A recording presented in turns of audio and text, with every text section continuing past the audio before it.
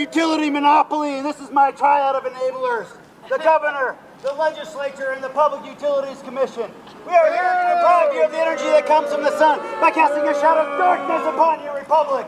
I will control solar power, and you will submit to my rate hikes and inequitable rate compensation. I will increase my profits, and the power of my triad will help me maintain the power of my empire over the people.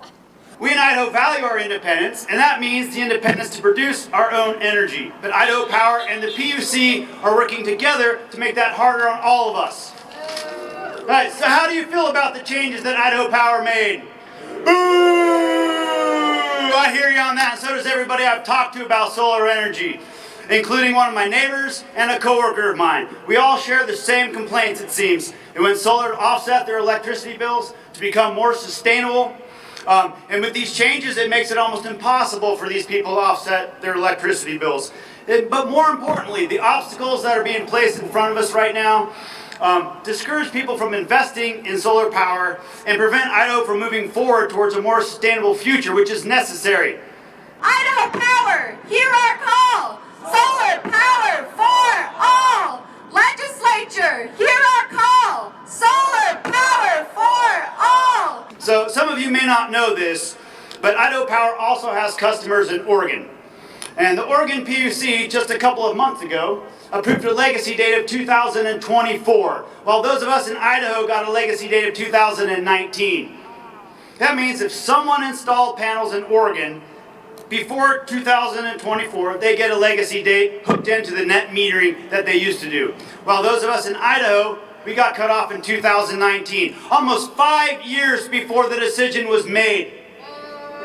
So I have to ask, why is it that people in Oregon get a better deal than the residents of Idaho? I mean, aren't we all equal? Now Idaho Power, or should I say, Lord Utility Monopoly, is undercompensating for the energy we send into the grid. This means they take my surplus energy and all of your surplus energy and sell it to our neighbors at a markup so that they can make profit while we get shortchanged. They give us about half of what our energy's worth, except for that small little window after the sun's power is already on the decline. So I mean, what is that window really? And they don't even provide that window on Sundays or holidays.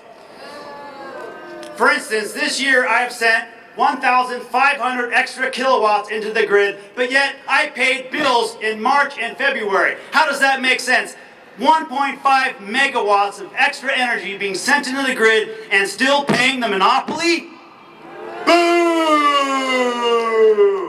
Okay, so beyond the effects on solar producers, the PUC also approved an annual fixed connection charge increase that is expected to go up exponentially every year. Last year this charge was $5, and as probably all of you know, this year it went up to $10. Next year, $15, the next year, $20, $25, it's projected to go up to $45. Come on, is this ever gonna stop? I mean, and this really hurts people on fixed incomes and low incomes. Their rates just keep going up. So it's not just people who own panels who are being shortchanged on this. It's all of us in Idaho.